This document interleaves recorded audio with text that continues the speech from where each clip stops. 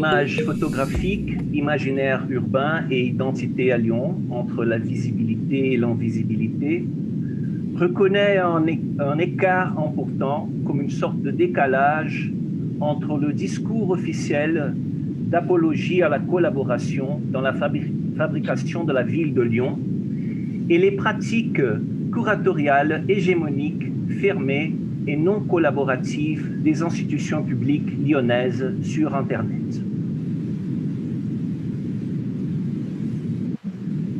Pour mieux comprendre la complexité et les contradictions de ces processus, cette approche explore des perspectives comparatives entre les galeries, bibliothèques, archives et musées, nommés comme GLAMS, et ses projets web à Lyon et à São Paulo, au Brésil.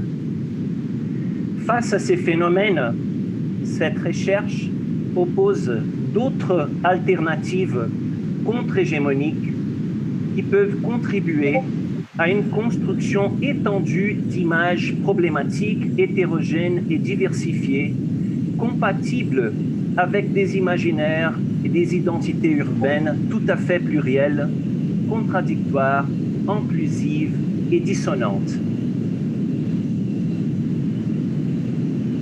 Au moins depuis 1850, la photographie a eu une participation remarquable à la construction de l'image des villes et par conséquent à la problématisation de leurs identités. À Lyon, cette relation est particulièrement pertinente, car c'est là où les frères Lumière ont vécu et travaillé, et cette ville industrielle a été prise dans les premières vues du cinématographe en 1895. Depuis le début des années 2000, les archives photographiques lyonnaises, basées dans diverses institutions publiques, ont été confrontées au défi de la numérisation et de la diffusion publique de leurs collections. Ce rôle a été continuellement mis à jour par les transformations qui prennent en charge l'accès à l'Internet par des appareils mobiles géoréférencés et aussi par l'échange d'informations dans des environnements web. Ce défi a grandi après 2017 à la mesure de la proposition d'une nouvelle identité internationale de Lyon comme ville co-intelligente. Cette initiative, coordonnée par le programme Only Lyon, visant à renforcer l'image et la notoriété de Lyon sur la scène internationale, soulève des questions sur les objectifs et la portée d'un projet de city branding dédié à la fabrication d'une identité métropolitaine pour le XXIe siècle. Le préfixe « co » fait référence à une action conjointe, comme co-auteur ou co-travail. Dans un contexte web, la référence est faite à la fois à la notion de co-élaborer, d'où l'imaginaire collaboratif exprimé dans des initiatives telles que Wikipédia, mais aussi à la notion de collectif et à l'imaginaire politique de la convergence d'une certaine pluralité vers un effort commun et une identité commune. Sur le site internet Grand Lyon, la métropole, bat le slogan up-to-date de la Smart City, Lyon, une métropole résolument co-intelligente. Une vidéo courte synthétise les images et les mots-clés de cette identité urbaine prétendument co-construite.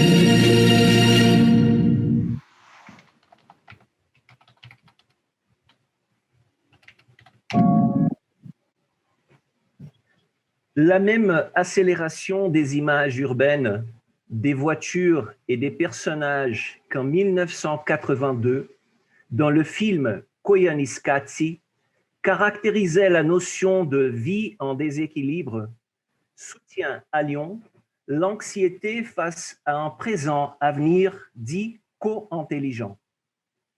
Chaque scène urbaine reçoit une couche d'icônes, d'aspects fétichisés de cette culture numérique positive, globale, scientifique et communicative. Tout semble tellement construit, joyeux, brillant et fini que, apparemment, la collaboration, c'est la plus absolue passivité et résignation. Voici l'ensemble des mots mis en évidence à la fin du film, en silence comme sous-titrage.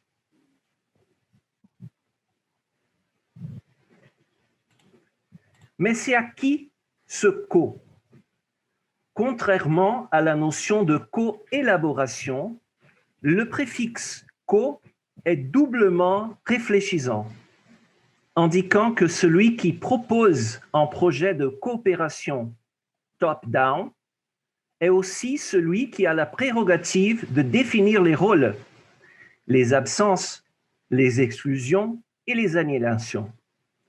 En refusant toute contribution co-élaborative, ce préfixe affirme l'unilatéralisme par la redondance de la présence de l'un qui réitère en revanche l'absence de l'autre. On pourrait dire que c'est une version smart du déséquilibre de la vie. Certaines questions se soulèvent alors. Comment est-ce que cette orientation co-intelligente a fait écho dans les pratiques web des GLAM lyonnaises pour la diffusion d'images numériques? Dans quelle mesure les constellations iconographiques en ligne sont vraiment inclusives, ouvertes à une certaine contre-photographie, perméable au quotidien et capable de rendre visible la pluralité conflictuelle de la police? Quelles sont les brèches, les expérimentations, les initiatives dissonantes qui présentent des voies possibles pour l'expansion de ces constellations d'images? Est-ce que des regards comparatifs entre les métropoles de Lyon et de São Paulo au Brésil pourraient aider à comprendre la complexité et les contradictions de ces processus de construction d'images, d'imaginaire et d'identité urbaine internationale en cours?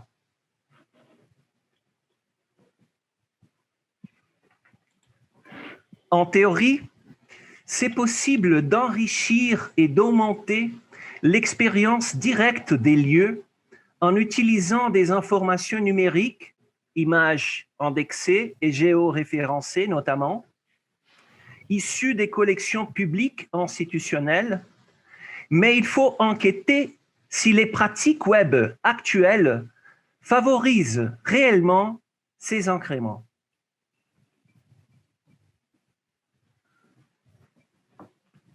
Le personnage Leonard Zelig de Woody Allen est un homme caméléon. Il s'adapte et assume, selon la convenance, l'identité de l'autre. Zelig a donc une identité qui est identique à l'altérité avec laquelle il interagit. Ce personnage expose au même temps la condition temporelle changeante de l'identité, sa condition relationnelle par rapport à une altérité et la possibilité de construire une identité par la force de l'imagination, comme avait bien remarqué d'ailleurs Michel de Montaigne. Le film montre comment les images sont fondamentales dans la conception et le partage d'une identité ou, dans le cas de Zelig, de diverses identités changeantes. Ce sont précisément les images qui documentent et rendent crédibles les métamorphoses et nous permet de comparer ce qui Zelig était, ce qu'il est et ce qu'il est devenu. L'archive iconographique de ce personnage devient une source indispensable l'effort de comprendre le phénomène de cette identité caméléonique. L'identité des villes se transforme aussi dans la durée temporelle. Elle est indissociable de l'imagination de ses habitants et de l'imaginaire qu'ils constituent collectivement. Cette identité des villes préserve encore, au sein d'une identité apparemment une et cohésive, une condition conflictuelle entre plusieurs identités divergentes, contradictoires et pas toujours visibles. Sur le plan politique, l'identité des villes se forme entre l'acceptation et la visibilité de certains aspects qui se veulent hégémoniques et la négation et l'invisibilité de leur contraire, non hégémonique. Manuel Castells oppose identité et globalisation, proposant 3 formes de construction identitaire.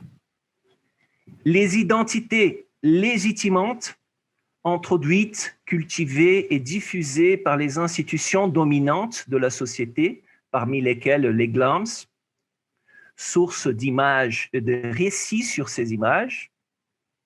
Les identités résistances contre-hégémoniques, engendrées, cultivées et exprimées en opposition aux identités légitimantes par ceux qui sont en position de domination, d'exclusion ou de stigmatisation.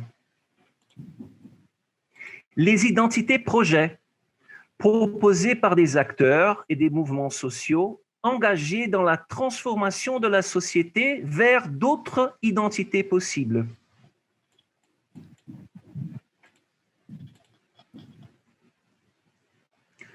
Dans son dernier film, La Cordillera de los Sueños, le cinéaste Patricio Guzmán a réitéré que les archives iconographiques ne sont pas des sources neutres, ni absolues et ni complètes.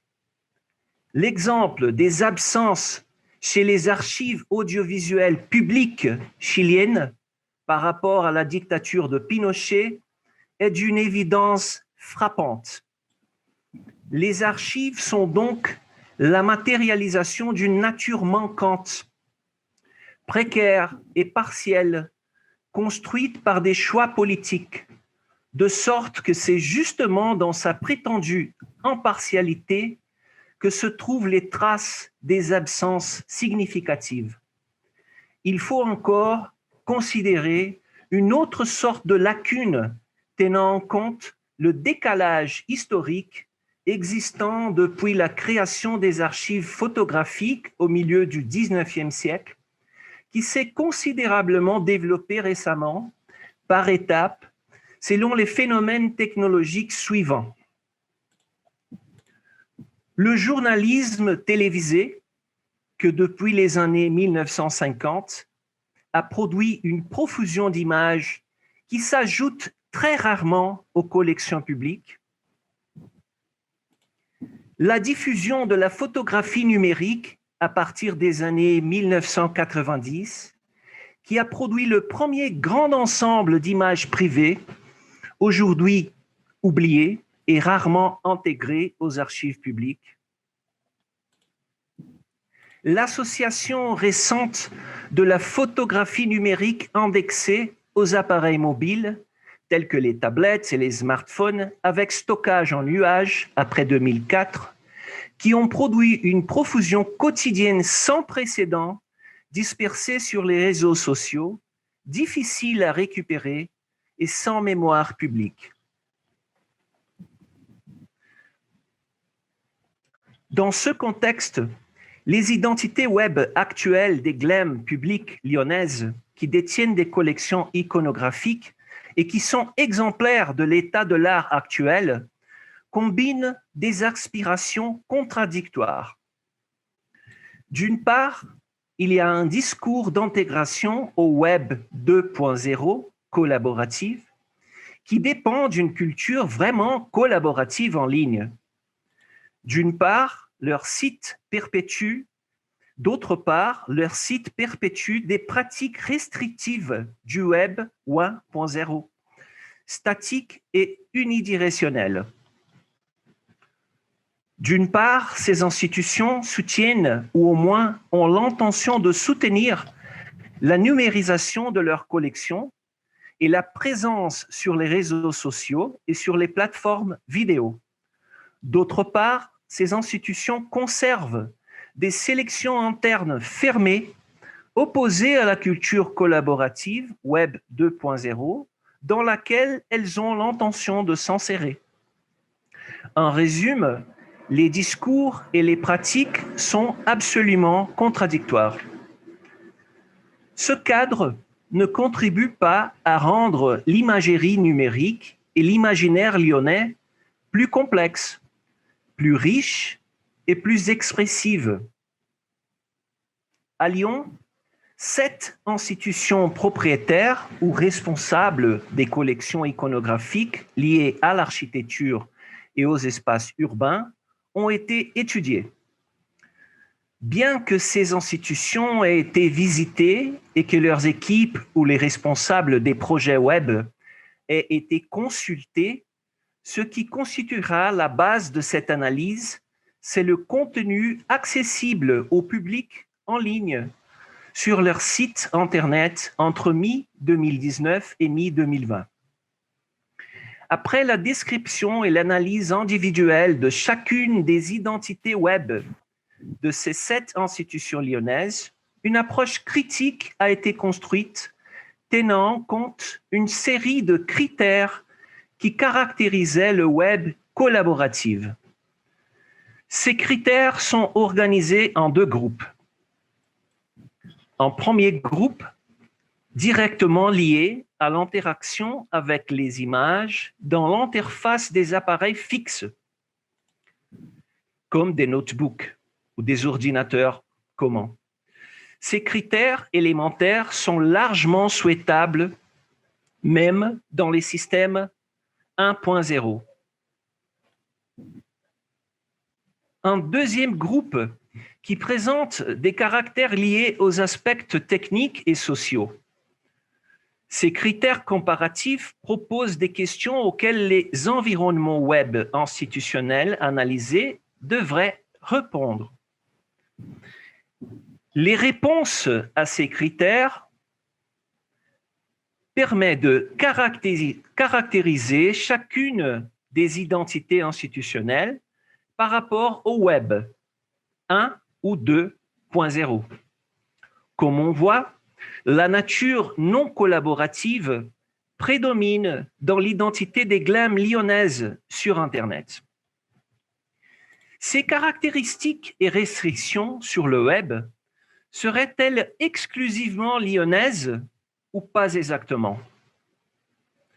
Pour avoir un paramètre comparatif externe entre des identités web institutionnelles publiques basées dans 2 villes différentes, les mêmes critères ont été appliqués à un ensemble d'institutions titulaires de collections iconographiques, des dessins et des photographies en particulier, basées à São Paulo, la principale métropole brésilienne. À ce groupe d'institutions de GLAM paulistanas s'ajoute le projet Arquigrafia, développé à l'Université de São Paulo comme un projet expérimental depuis 2009 comme une plateforme d'images collaborative Web 2.0 ouverte, publique et gratuite. Les tableaux suivants présentent chacune de ces comparaisons entre les GLAM lyonnaises et les initiatives à São Paulo. Cette analyse critique comparative réorganise et réitère plusieurs aspects déjà perçus montrant qu'en l'absence d'interaction collaborative, géoréférencée et responsive avec les ensembles iconographiques, l'interaction de tels ensembles numériques d'images ne s'approprie pas du potentiel des technologies web contemporaines, ni à Lyon, ni à São Paulo. Par conséquent, ces identités institutionnelles web ne s'approprient pas vraiment des transformations spatio-temporelles que ces technologies peuvent produire dans l'imaginaire urbain, de sorte qu'il n'y a pas d'interaction dynamique entre les images et l'expérience multisensorielle in loco, sur place, dans les environnements urbains. Il convient alors d'indiquer de manière complémentaire 2 situations alternatives dans lesquelles c'est possible de percevoir comment la convergence des techniques de production de l'image qui se déplacent entre le dessin, les maquettes, la photographie, le film, favorise en fait l'enrichissement de l'expérience directe des lieux et élargit la compréhension de leurs imaginaires.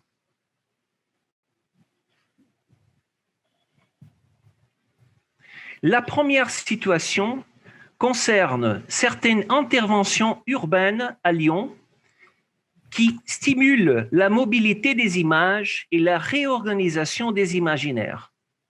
Du point de vue technologique, ces interventions utilisent des techniques hybrides en rassemblant des ressources analogiques et numériques vers des nouvelles possibilités d'interaction poétique avec les lieux, leurs images et leurs imaginaires.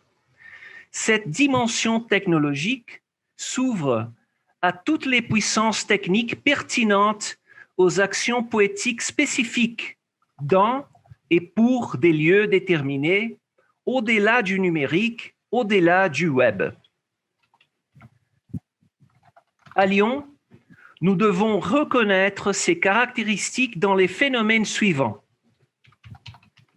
Les fresques murales au musée urbain Tony Garnier, où le dessin se sont intégrés à l'identité et à la vie quotidienne des habitants du quartier, activant un imaginaire d'appartenance et de rêverie.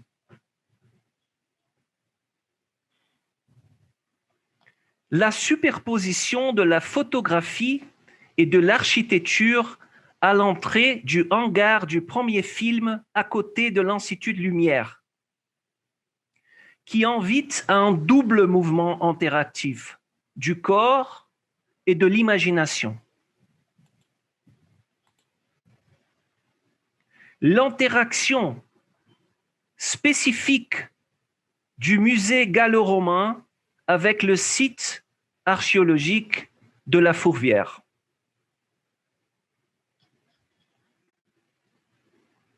L'enrichissement de l'expérience urbaine par l'interaction tridimensionnelle avec la maquette tactile installée à côté de la basilique de la Fourvière.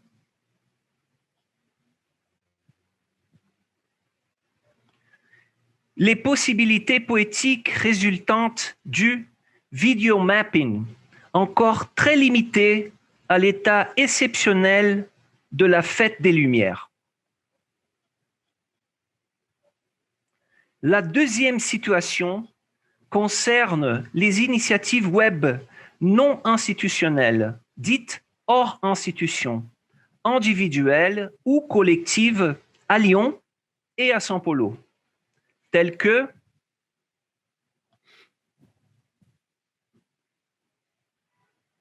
l'action des photographes professionnels liés à la presse, soit dans leur couverture médiatique, soit dans leurs projets personnels parallèles, comme Tuca Vieira à São Paulo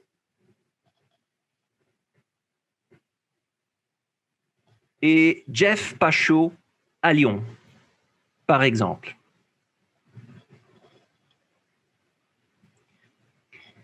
Les dessins des croqueurs urbains, individuellement ou en collectif, à Lyon et à São Paulo.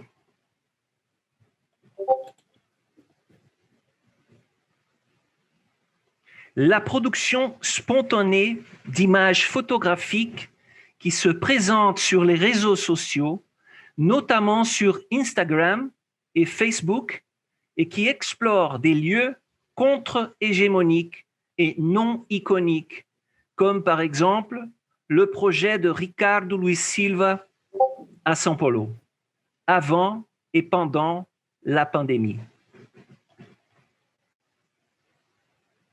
Et la production photographique du groupe De Campana Foto Coletivo sur Instagram. Cette production contemporaine, hégémonique et contre-hégémonique, réitère les lieux, les endroits urbains, comme les vortex d'enracinement des images historiques consolidées et des imageries émergentes, consonnes et dissonantes. Les différentes couches hétérogènes et inégales qui constituent les transformations que les technologies contemporaines, analogiques, numériques et hybrides produisent dans le cadre de l'imaginaire urbain sont des matérialisations discontinues d'une pluralité de techniques synchroniques qui matérialisent le caractère concret des lieux. Le monde numérique contemporain n'est pas composé uniquement de virtualité intangible. Il y a une matérialité qui persiste et qui est sensible notamment dans les lieux urbains. Les techniques de la matière persistent ainsi in loco. Parmi eux, la tectonique persiste également. Ce sont ces techniques qui construisent la police et les couches du numérique. C'est dans ce contexte multiforme, problématique et puissant que la compréhension de l'état de l'art, décrit ici, ne se limite pas à une constatation analytique parce que la technologie exige, dans son sens original, une activité sociale, collective, qui, par ailleurs, doit être avant tout propositionnelle, poétique et transformatrice des réalités. Notre attention se tourne d'ici vers les activités collectives, critiques et projectives d'autres imaginaires urbains, guidées par l'hypothèse qu'elles seront plus hétérogènes et par conséquent plus adhérentes à la multiplicité des expériences d'habiter les métropoles aujourd'hui. Je vous remercie beaucoup pour votre attention.